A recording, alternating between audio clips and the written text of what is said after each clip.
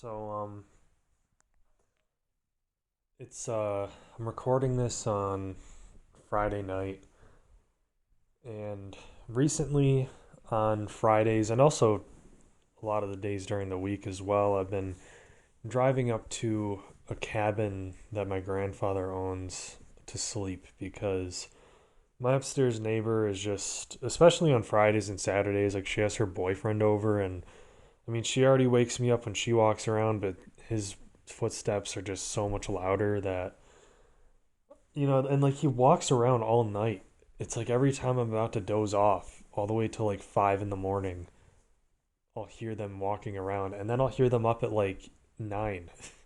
So I guess I don't know if they just like don't sleep, but there's a bed up here, and so I just decided, you know what, it's only like a 5 minute drive from my house, and it's pretty nice in here. I might as well go up there and you know get a good night's sleep. And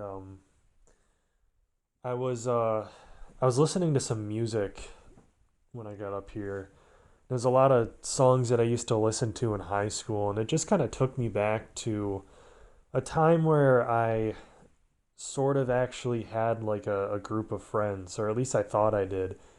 I don't think any of them were really my friend, but at the time I had hoped that they were.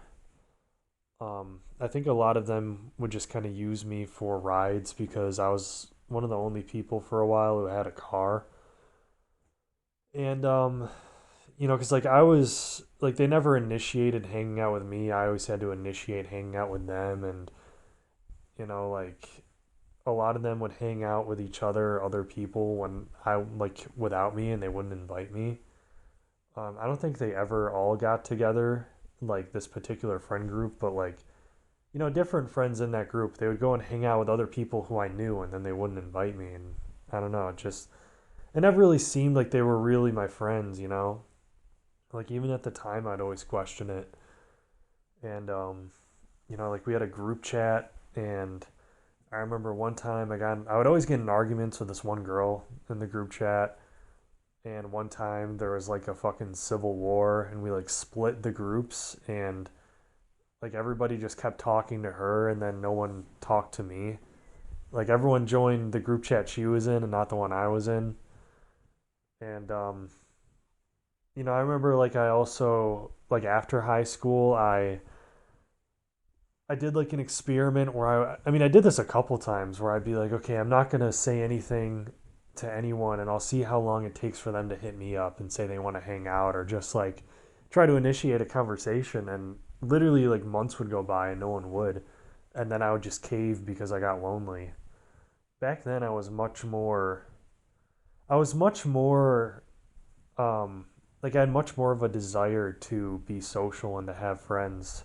And I do think that's kind of coming back now. I don't know if it's just because moving down to this new state and I'm around family more, if like because I'm hanging around family more, it's kind of reawakening the kind of social drive. But like today and tomorrow, there's like a big festival going on in the town that I live in, and I have family coming down tomorrow, and I actually like usually on Saturdays, I hate doing anything, and like anytime my grandparents would ask me if I wanted to do something on Saturday, I would kind of dread it just because I'm very like introverted, and even though I like spending time with them, I like to have at least one day where I can just kind of play video games in my apartment alone. And then on Sunday I go, okay, like I'm always at their house on Sunday, so I think, let's just do stuff on Sunday then. And then during the week I have to work, but then I get that one day where I can just relax by myself. And usually I would really, like I said, I would dread having to do anything on Saturday, but I was actually kind of like I ended up canceling because I've been feeling a little weird, like a little sick. And usually I would like the symptoms are so mild. It's like a slight sore throat and a little bit run down, maybe like a tiny bit of congestion. And even then it comes and goes. Like I feel fine now, but well, I guess I have a little bit of a sore throat. But usually that'd be nothing to worry about. But my one cousin who's coming down, is she has like a mitochondrial disease, and she recently got out of the hospital with like a major infection, and at least as far as I know, she's not really completely out of the woods yet, and she just got out of the hospital. So I would just, I don't know, I'm a bit of a hypochondriac, and just, I guess out of like an abundance of caution, I was just thinking, I don't want to like risk getting her sick, and if she's so immunocompromised that, I would hate for like her to come down and me to go hang out with them and I feel just a little off, and then 2 days later I feel really sick, and then I get her sick, and then God forbid something happens, and then I'm thinking like, man, I should have just like erred on the side of caution, So I was like, I just texted my grandmother and I said, I'm not feeling well, and so I think I'm not going to come down on Saturday. And I actually was like feeling bad. I felt like I was missing out, because I was actually thinking like I want to go to this festival, and that's so unlike me, I don't want to go into a big crowd of people, and it's like all loud and crowded, I don't want to deal with all that. But I was actually kind of excited about the idea of seeing it, and I was like, man, this is just not like me at all. But there was a time where I was much more like that, and I was much more excited to be around people. And, this time during high school was one of the funnest times of my life, even if at the time I even had my doubts of if it was really genuine. I'd kind of just lose myself in the hope that they were all really my friends, and we were really gonna be friends for a long time, And the way that friend group kind of started was, I mean, I went to school with them, so I knew a lot of them for a while, but I never really became like close with them. But there was this one program during school for my junior and senior year where you could sign up for it, and then half of the day you would go to this essentially trade school, and then the other half of the day you would just have your regular schooling. And so, I signed up for that, and on the bus to that trade school, like we all kind of started, like everyone on the bus started kind of getting along, and it was like a fun time, and we would all just kind of like joke with each other, and like especially the people who were in my class, especially this one guy, like me and him really got along, and then there was this girl there that we got along with too, who also rode the bus with us, and we started talking from there. And then in the meantime, I was in class with this other guy. The guy on the bus, his name was Josh. The girl's name was Sarah. Just so it's not so it doesn't get too confusing. Um, and then the guy in my class, his name was Jacob, and I just sat next to him in class, and I had a mutual friend with Jacob. And I kind of known him a little bit, but it was the same sort of deal. Like I never really talked to him a lot, and he like lived kind of close by, and so he would ask me for rides home because we were in the last period class together, and so he would be like, "Oh, I'll get you Tim Hortons if you give me a ride home." And so I was like, "All right, I'm down." And honestly, I was just glad to have someone to kind of, even if I was just giving him a ride to like hang out with. Like I was glad to just have someone to hopefully bond with, because I was so desperate my whole life to have friends. And from there, like me and him just started kind of talking, and around then I started skipping school more, which was something I would never really do. It was definitely a gradual thing because my parents were very strict, and I was always very afraid of getting in trouble. And I think what happened was the first time I skipped school, I just showed up late and I missed that bus to that trade school. And so I just thought like, well, fuck, like I don't really know what to do here. And I had my dad's car because he was gone on a work trip for like a month or so. And so he just let me use his car. And so I was just like, I guess I can just, I don't know, go hang out in the library or something. And so I did that. And then I was texting Jacob, and then he was just like, oh, like, let's go do something. And so like me, Jacob, and this other guy, Joe, we all went to, I think the first thing we went to was, it was like a cemetery, which might sound weird, but there was this big tower in the cemetery where you could go on top of it and see really far. And so we went out there and then we went and got food, and it was just really fun. I mean, it was the first kind of troublemaking thing that I had done, at least to that degree. I mean, anything else, it would have been like staying up a little late at a sleepover when I was a kid or something. I never really did much, or like, I had one friend, he'd come to my house, and my dad, he had all this like liquor in the garage, and we would just go and like get drunk in the garage. That was like the most troublemaker, like high schooler, teenager thing that I would do. And skipping school was like, I couldn't have even imagined myself doing that. And then I did it, and it was just so much fun. It felt so free, and there was something so exciting about like not doing something that everyone else had to care about. Like everyone else had to care about school, and like while we were out, we knew everyone else was at school and we were out having fun, and it was like a little secret, and it just felt so like so fun and exciting. And so I realized also that like they didn't call like the school didn't call my parents. So I was like, "Oh, I can just kind of do this." And eventually I not only skipped that trade school, but I would start skipping like the whole day, and I would just start hanging out with these guys.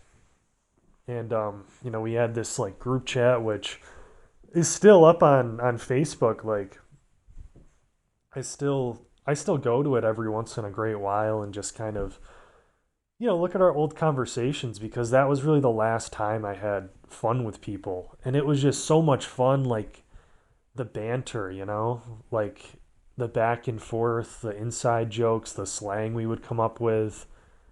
And we would always be out doing something. We'd always be skipping school, and like we would, go break into an abandoned building or something, or we would go and like just go out to a restaurant. We'd go out to the lake, because I lived near the Great Lakes, or like we would like race sometimes. Like there was one road that we would always race down, and like I remember one time we ran into some other kid from school, and I raced him and I won, and it was just so much fun, and like I miss it so much. And it was just it was such a special time. And I remember even at the time thinking like this is probably the last time I'll ever have fun like this, because it was just like it was so like everything was so funny and exciting.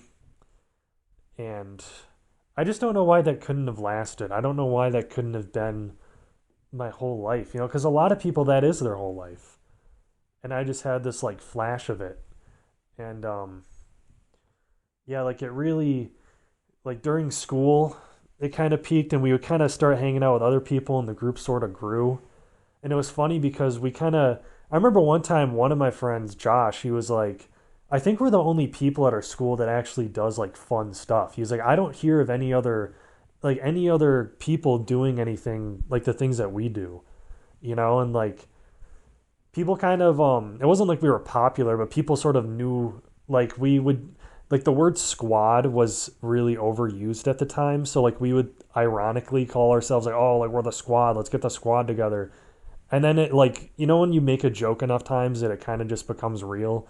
Like we were using that as such like we were like making fun of the term, but we used it so many times that like it started to like we like actually started to call ourselves the squad, as corny as that is. And like people would ask like, oh, how's the squad doing, like if like they saw like me or like one of our friends or something, because like we would always just be doing stuff, and we'd always invite other people out to do stuff. That's a thing, like not to like pat myself on the back or anything, but like I always try to like make a point to invite other people along for things, because I know what it's like to not be invited to things. And so I always, if there's ever someone in like new to a group of people, I always try to include them as much as possible. And like I usually like I always would do that back in high school with this group, where like say like another person needed a ride home or something, or like I don't know, like I just happened to be talking to someone who I was friends with in that group who was talking to someone else. Like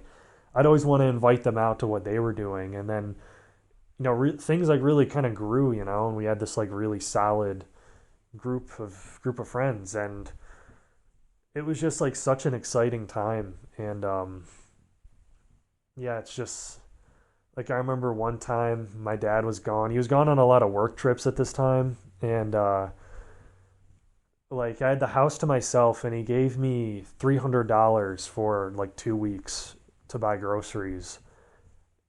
And like the day he left, like me and my friends went out and we bought a bunch of junk food for like one little party that I was gonna throw. It wasn't like a huge thing. It was just like me and maybe like five other people, but we were like buying a bunch of we bought like frozen pizzas and like chicken fingers and like mozzarella sticks and just a bunch of junk food and shit. We bought liquor and weed. And I remember I woke up that day, like the day it was April 15th, 2016, and I remember it because we wanted to do it on 420, but 420 was like a Tuesday or something, so we did it on the Friday preceding it, or like the Saturday. And no, it must have been the Friday because I think people were at school. And I was going to skip because, my dad wasn't home and I was probably going to skip anyway, but especially since my dad's not home, I'm just going to skip the whole fucking day. I'm not even going to go. Because usually what I would do is I'd skip the trade school and then I would go to one class and then I would go home after that class. And then if they called my parents, I would go, oh, talk to Mrs. So and so and ask her if I was in her class or not. She'll tell you I was. But, it was a special occasion. My dad's gone. So I was like, I'm not even going to do that. I'm just going to stay home the whole day. And I woke up to the sound of a couple of my friends playing basketball in my driveway. And I walk out and they're just like talking shit and playing and it was just like such a good feeling and I was just like, man, like this is awesome. And then we drove around and like we picked up another one of our friends and we like went to a park. And I just remember the laughter about like everything, just belly laughing all the time and always just finding some like dumb shit to do. And like I think one of my friends rode in the trunk to the park or something for no reason. You just like thought it'd be fun. And then we like had a bunch of people together and we were all in my dad's garage and we're just listening to music and getting drunk and I actually didn't drink or smoke anything at the time. I was very like straight edge as a teenager, but like they were all like doing their thing and I was enjoying just the company and being around everyone. And like we invited this girl over that I really liked and she had a boyfriend. It's not like it went anywhere, but I was just excited that she was there because I'd had a crush on her since like 8th grade. And then we got in our car. We like had a bonfire and then my one friend like broke my dad's. He had like a swing.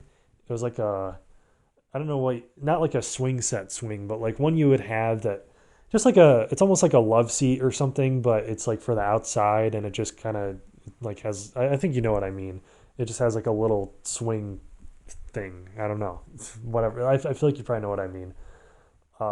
But there was like three of my friends sitting on it and they were all kind of overweight. And then the one dude, like, I guess jumped on it or something and he broke it. And, at the time I just thought it was funny, but looking back, it's like, it's kind of fucked up, like it's kind of just like disregarding like just kind of disregarding my dad's stuff, and I remember like also people were like ashing on the floor in my dad's house, and I think it was Joe in particular. He was always really kind of scummy and just, I really felt at the time like he was using me. Like I'd give him rides. I remember one time I woke up at like probably around 9:30 in the morning. I probably just woke up and he calls me at 10 a.m. and he's like, bro, can you come give me a ride? And he'd always make it sound so desperate. He's like, I got nowhere to go, bro. And so he's like, I got no ride, bro. Like I have no way of getting home. And so I drove like 15 minutes to his friend's house to pick him up and then like another 15 minutes back to his house and then another 10 back to my house. And he didn't even say thank you, let alone give me any money. And like and I remember like one time like we all got pizza and I noticed that he'd like wiped his fingers on the back of my car seat, like my driver's side seat. And I was just like, why the fuck? I was like, why would you do that? And he's like, yo, I don't know what you're talking about, bro. I didn't do that, bro.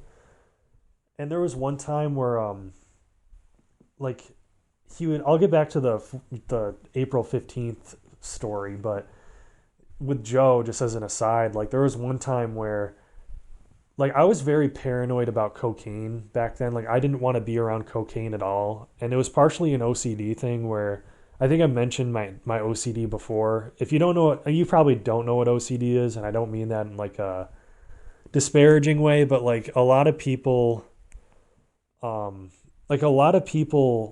don't really understand what it is. They think it just means being meticulous or something, but OCD is having like an extreme irrational fear about something that's just completely ridiculous. You know, the classic example being like, if I don't turn my light switch on and off 3 times, then like my fucking dog's gonna die. You know, like it's something like that. Or like, I mean, really it'd not be 3 times, it'd be like 300 times. You know, like I used to wash my hands until they bled.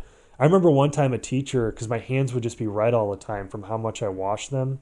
A teacher walked by and he was like, he saw my hands were red. This was in high school. He saw my hands were red, but my arms were like white. And he goes, "What, did you like hang out in the sun with like a hoodie on or something and only your hands got burnt?" And I was just like, yeah, like that's exactly what happened, dude. Like I don't just wash my hands for like a fucking hour every day.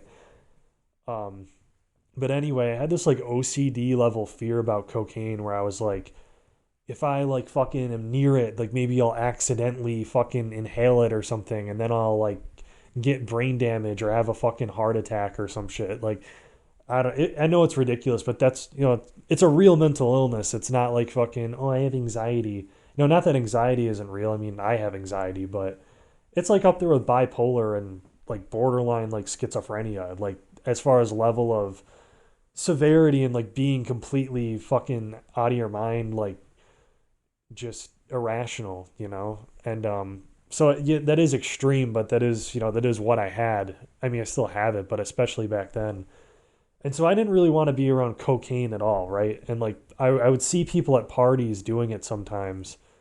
Or actually, I don't think I'd seen it yet at this time, but I knew that people around me had done it.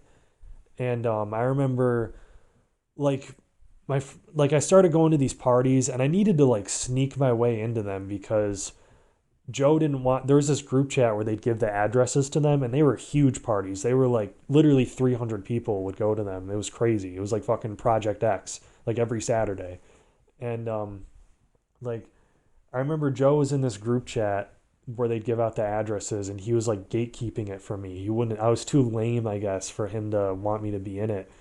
But I found, this is kind of corny, but like I found somebody else who was in it who I didn't know, and I just messaged them and was like, "Hey, I'm usually designated driver for people, so like could you invite me, bro?" And he did. And so I would just start like showing up to them. And then I saw like Joe was kind of, he was definitely taken aback by the fact that I was in that group. And I just played it off like, "Oh, like you don't know who I know, like like I'm cool with people like you don't even know about." And really I just had to like fucking lie. Not even really a lie, I guess. I was kind of DD to these guys, but yeah, like I just had to like weasel my way in. And I remember one time I went to this party and I was giving them all a ride, and like this was fucking crazy. Like we went to the party, it got broken up by the cops because it always did. And then we were driving around and we saw this random person's house with, they had like a bunch of like they just had a bunch of lights out in their yard, like string lights and a bunch of furniture. And we were like, "Yo, let's just go hang out." Like, let's just go hang out in their yard. And so we just like parked in this random, this is the type of shit you would never do once you're past 25 and your frontal lobe is fully formed. Like we parked in this random person's driveway at like 2 a.m. and just sat in their front lawn and just talked like full volume, didn't give a fuck, and somehow nothing happened. And I think they were home too. I think there was like I had no reason to believe that they weren't home. You know, I don't know if there was a car in the driveway or something, but I just remember being like, this is insane. But somehow nothing happened. No one came out. The cops didn't get called. So either they weren't home or they were fucking super deep sleepers. But like I remember like someone who I didn't know in the group went up to Joe and was like, "Yo, you're that coke dealer, right?" And Joe was like, I forget what he said, but I remember asking people afterward who were in the group who I was driving with Joe, and I was like, "Does Joe have coke on him right now?" And I was very adamant, where I was like, "I don't want to be around that shit. I don't want to be around cocaine at all." And they were like, "Nah, bro." Like, I could tell they were being dismissive. They were just like, "Nah, bro. Like, you're good, bro. If he did, we would know, bro." And then we go to this person's house for this after party, and it's literally a fucking coke dealer's house. Like, I walk in through the back door and like people are doing lines like off of a tray, handing it around to each other. And with OCD, like when you get like triggered, I know that's like a loaded term, but like when you get like triggered with it, it's like your fucking brain gets stun locked. You're just like, oh fuck, like you literally freeze up and you can't fucking think. And I was just like, I got to get out of here. It's such an overreaction, but also at the same time, like I did say I didn't. It's not an unreasonable request on its own. Like, I don't want to be around cocaine. Don't fucking invite me to a coke dealer's house, And they knew what that was. They knew where I was. Where they were bringing me, but they were like, oh well, Marcus is like a fucking loser. Like, who gives a fuck? Like, fuck him. And so I just left them. Like, I went outside and I went up to this girl. I mean, I was just like desperate to leave, and I just asked this clearly drunk girl. I was like, you think my friends could get rides home because I'm leaving? And she was like, yeah, yeah, they could definitely get rides home. Like, they'll be good. And I could tell she was just drunk and like had no idea what she was talking about. But I wanted to believe her because I just wanted to leave as quick as possible. And I didn't know where they went. And also, I didn't want the confrontation either. I was always very afraid of confrontation. So, and also, I bet I wanted a little bit of revenge too. So I just left. I just drove off, and they were all mad at me and shit.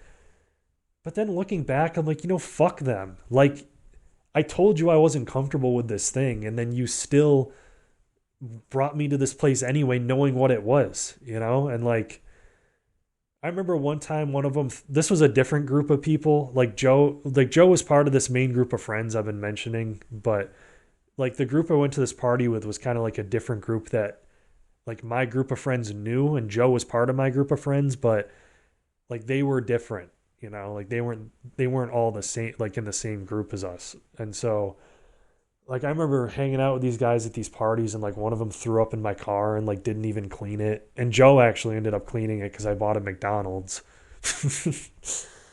And like just this complete disregard, this complete like, oh fuck you, like we're just gonna use you. Like they would just go, we'd go to these parties and they would just like walk off, and I would just be by myself. They wouldn't try to introduce me to anyone, include me in anything. Like we would go to these places and I would just be on my own, and they would just walk away.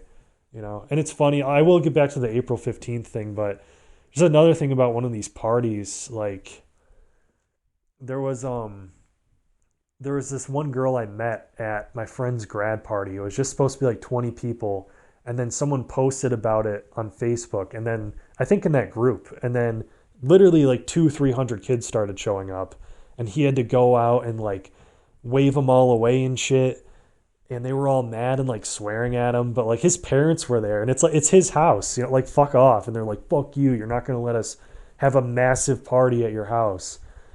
And so they all left, and it was just like me, him, like a couple people, and like this one girl there who I thought was like so hot. She was kind of gross though. She was going around drinking people's half finished drinks, and she was like, what, you never like made out with a random person? And I was like, no, but like that's fucking nasty. I don't know, like that's like 50 random people, like what the fuck. But I thought she was hot, and I guess I thought I could look past that weird shit of like drinking people's half finished drinks. Um, and like the cops came, but it was after everyone left, and they were like, "Oh, we heard like 300 people were here," and we just kind of explained it to them. And but I remember I invited that girl to a party, and she actually came, and she saw me, and she was all smiling, and she's like, "Hey, Marcus." And I was so fucking like spaghetti falling out of my pockets, autistic and anxious, that I just I just ignored her for the whole party. Like looking back, it's shit like that I just want to fucking hit myself over, because I'm like, this hot girl, I could have gotten laid. Like this girl who I thought she was so hot. She came to the fucking party because I invited her. She came with one of her female friends and then that friend's boyfriend. I was the missing piece. Like, it would have been so easy. And apparently she was kind of a whore, you know? So like it should have been even easier, but I all I had to do was just talk to her. If I would have just drank, you know, I wouldn't drink back then. If I could go back, I would have just handed myself a bottle of liquor and just been like, "Dude, just fucking take like 2 shots. You'll be great. Not just fine, you'll be awesome." And like you'll actually get laid. But, you know, now it's over. Now I'm bald. Now I'm bald and like even more autistic. And then, you know, Tinder's a thing. I mean, it was kind of a thing back then, but not really. And the dating market's fucked. And it's just absolutely over. And back then, you know, maybe it didn't need to be over, but my own fucking awkwardness, I made it over. But yeah, anyway, like back to the April 15th party, like we were all hanging out in my dad's garage and like, you know, they were all getting drunk and stuff. We had the bonfire and then like I remember we went to Joe's house. No, first we went to McDonald's and this one dude Brady was in the trunk and he was just like screaming a bunch of obscene shit from the trunk. He'd always do that. Like we'd pull up to a drive-through and he would just start yelling some crazy shit. Then we went to Joe's house. We made mac and cheese. It just like passed out. I don't know. Like there's nothing crazy, but it was just like so like innocent high school fun. And like I just like obviously that type of fun isn't gonna last, but like I just wish I had more memories like that. You know, I wish I had more times like that. And like I remember like it really peaked during the year of high school, during like the spring of that year, but you know, during summer I started going to those parties and also I got kicked out of my dad's house and so I was just staying at another friend's house and it was you know, people were starting to like get ready to go to college and it was just becoming more few and far in between that we'd hang out. And then I remember the last night that we all got together, we like went to this party and it was a dud. Like after about 20 minutes, we all just kind of left. And then we went to this abandoned building that we'd all usually break into. And we broke into it again. And we were like at the second floor of this old hospital.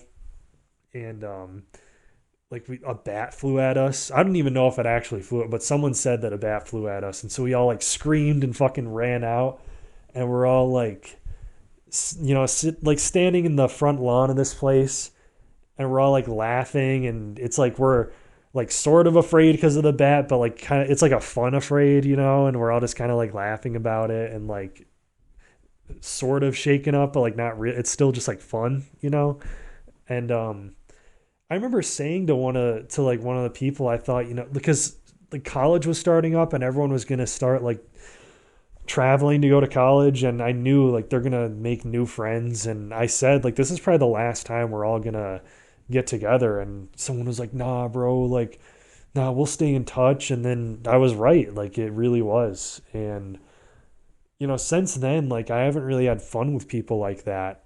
Like I remember some of us got together like a year later, but it just wasn't really the same. And I don't know, like and then after that, like a few years later, someone who I felt like I was good friends with in that group. Like he came back up to the town we all lived in and he hung out with Josh and he didn't even message me at all. He didn't say anything about coming up. And I was like, and you know, I was living with Josh for like a year. And I was like, why couldn't you have like you couldn't have invited I didn't say this, but I just felt like you couldn't have called me. It's like no one ever considers me. Um and so now I just don't really have hope anymore. I don't have hope that anything's going to change. And I mean, since then, like, the most fun I've had with people was at a job that I had where everyone got along. But even that, it's just not the same. You know, it's coworkers. Like, you have to be, you have to be like in the same building. And it's not like you're really friends, you know? And yeah, it's like, I don't know why it's always been like that. And like I've tried all these different things. I've tried acting in different ways, like being more acquiescent, being more passive, being more like just down to whatever anyone else wants to do, to like being more assertive, being more like kind of curt, you know, and upfront, and everywhere in between. I've tried everything and it's like nothing really seems to work. And so now I don't really have any hope at all. Like, and I try to, excuse me, I try to like actively like shut down any hope that I get. Like, moving down here and I'm seeing family more. And, I met a cousin that's my age and like she comes down a lot. And I thought, like, I guess I live near her. I didn't realize. And like last year when according to me, had first met her, or according to her, she remembers me from when I was a kid, but I don't really remember. I have a bad memory. So as far as I know, I first met her at this 4th of July thing. And she was like, "Oh, like we should go to this. There's like this bar in the middle of the two, like where we both lived, that we both really liked. It had like really good food. Me and that group of friends, we'd go there all the time, even though it was out of the way, because it was so good, and it's kind of like famous. It's like locally famous, and so we were like, oh, like I mean, she said like she initiated it. She was like, oh, we should get together and go to this bar, or like we should get lunch or something. And I was just like, yeah, like that'd be awesome. And then I actually got my hopes up because I was like, okay, this is family now. This is different. Like maybe whatever like social hierarchy games that I assume held me back from making friends, like where, I'm like the ugly, awkward one, so you don't want to hang out with me. Like maybe that won't apply if we're family, right? And then it's like, fell for it again award because she ends up not hitting me up at all. And then like like a year later, like 2 weeks ago, she comes down again and she's like, oh, like next time I'm down, we should definitely go out drinking. And I'm just like, okay, like whatever, like I didn't say it like that. I was like, oh yeah, that'd be fun. But in the back of my mind, I'm thinking, sure, and then she her boyfriend was over and like he was really cool. He like gave me a hug on his way out. And I was just like what is this, because like I don't want to get my hopes up. And like but I'm just like, okay, like this guy, he said like, oh, next time you're up in New York, bro, like you can come stay at my house, like we can hang out. And I'm like starting to get excited and hopeful, and then I have to like shut myself down and go like, nope, like just don't even start, because it always ends the same way. You don't want to fall for it again. And I gave her my number on that 4th of July because she asked for it. And then she like never texted me. And so I didn't want to be like, oh, like I don't have your number yet, because I don't want to seem like I care. Like I feel like people get a buzz out of rejecting sub fives. And so I don't even want to give people the satisfaction of looking like I care. And so I wasn't even going to ask. But since he invited me to his house twice, he was like, oh, you can come stay at my house. And he said it twice. I was like, I just felt natural to be like, oh, well, I mean, I don't have your number. Let me get your number, And then they like made this group chat, and then like no one's really texted in it. And I mean, I haven't either, because I'm like, I don't want to fucking try. I don't want to get my hopes up again, because it's literally every single time with anyone. Like it's the same shit over and over. Yo, bro, I'll hit you up, bro. Let's get together, bro. And then it's fucking nothing. And I just don't really want to. I don't want to keep being disappointed.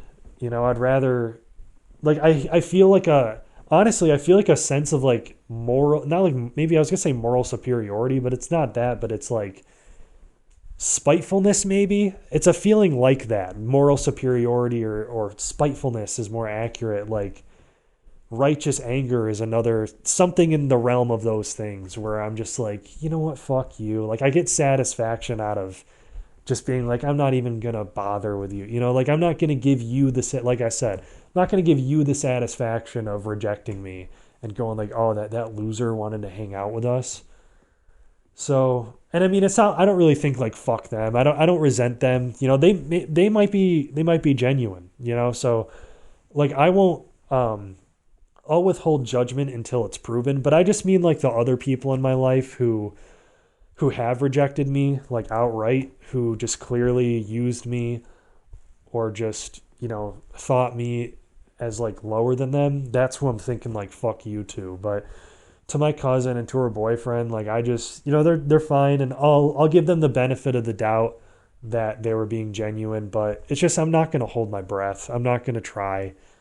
And I'll probably just end up being alone. But like I'm almost 30 and that's how it's always been. And I'm not getting any better looking. I'm not getting any more socially adept. So I don't know. It's like, and it's also not getting any more normal. Like if you're almost 30, you have no friends, you've never been in a relationship. I mean, that's like more reason people don't want to hang out with you, you know? Even if I said I wasn't getting any more socially adept, and I think in some ways that's true, but maybe I am. I feel like maybe I'm getting a little more like kind of open about things, like open to being myself around others just because I don't care as much. And, maybe that's social adeptness. Is that how you'd say it? Adaptivity? I don't know.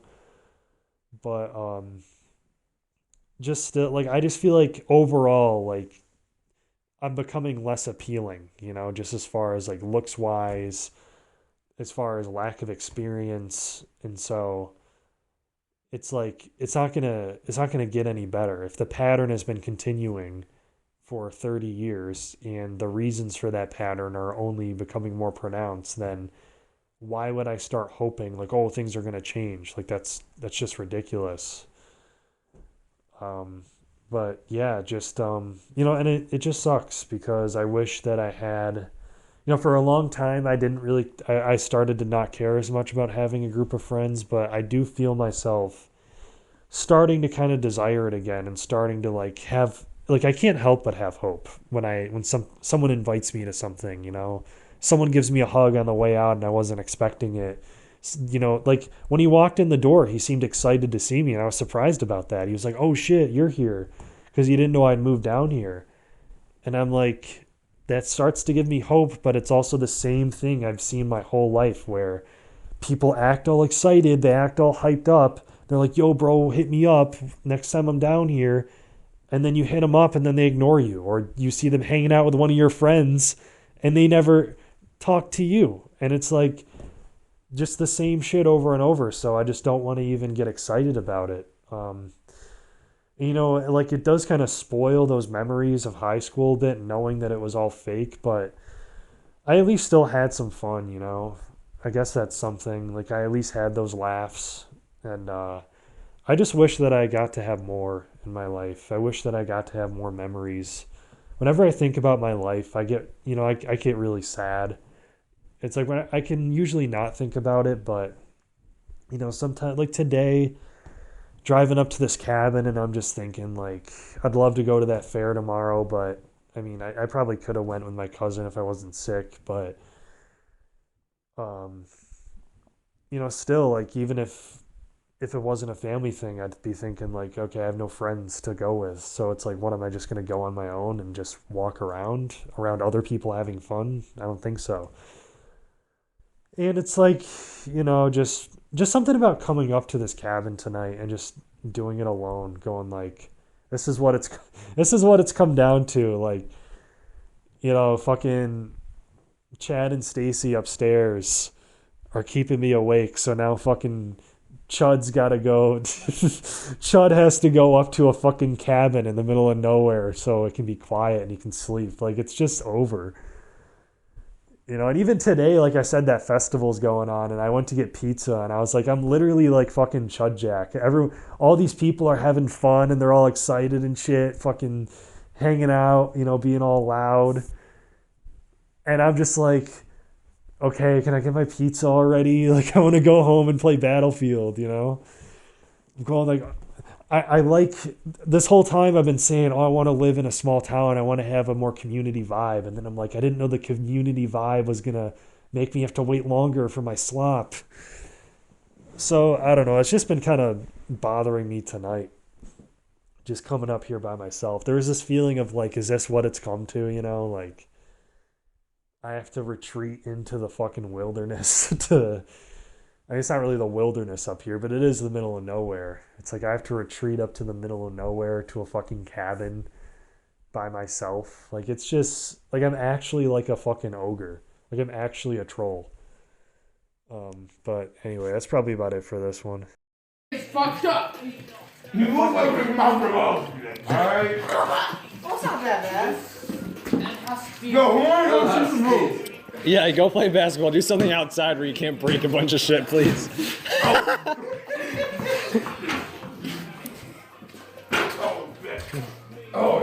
Are you okay? Fucking lame. He said, I'll play fucking ball with a basketball. You did me.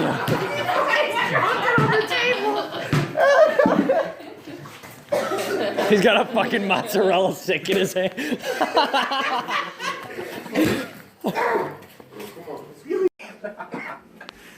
This I was like,